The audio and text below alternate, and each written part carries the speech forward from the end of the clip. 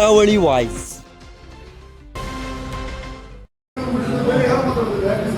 ಪ್ರಿಯಾಂಕ್ ಖರ್ಗೆ ಅವರಿಗೆ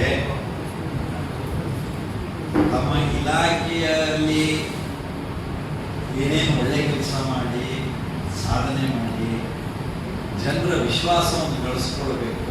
RDPR ಇಲಾಖೆಯಲ್ಲಿ ಏನ್ ಮಾಡಿದ್ರು ಅನ್ನೋದನ್ನ ರಾಜ್ಯದ ಜನಕ್ಕೆ ಹೇಳಿ. ಆದರೆ ಒಂದು ಮಾತನ್ನ ಹೇಳ್ತೇನೆ, ಪ್ರಿಯಾಂಕ್ ಖರ್ಗೆ ಅವರೇ,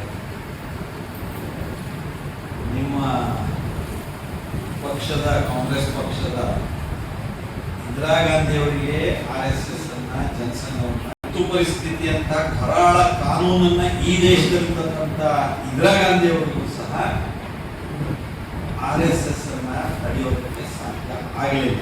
ಪ್ರಜಾಪ್ರಭುತ್ವವೇ ಮತ್ತು ಸ್ಥಾಪನೆ ಆಯ್ಕೆ ಹೊರತು RSS ಇವತ್ತು ದೇಶದ ಉದ್ಯೋಗದಲ್ಲಿ, ಜಗತ್ತಿನ ಉದ್ಯೋಗದಲ್ಲಿ ಬೆಳೀತಾ ಇದೆ ಹೊರತು ಕಾಂಗ್ರೆಸ್ ಯಾವ ಸ್ಥಿತಿಗೆ ಹೋಗಿದೆ ಅನ್ನೋದನ್ನ ಆತ್ಮಾವಲೋಕನ ಕಾಂಗ್ರೆಸ್ ಮಾಡಿಕೊಳ್ಳಿ.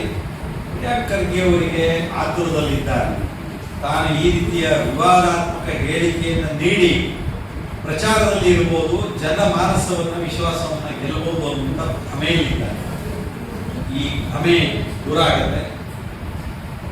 ಅವರು ವಾಸ್ತವಿಕತೆಯ ನೆಲೆಗಟ್ಟಿನಲ್ಲಿ ಮಾತನಾಡೋದನ್ನ ಕಲೀಲಿ.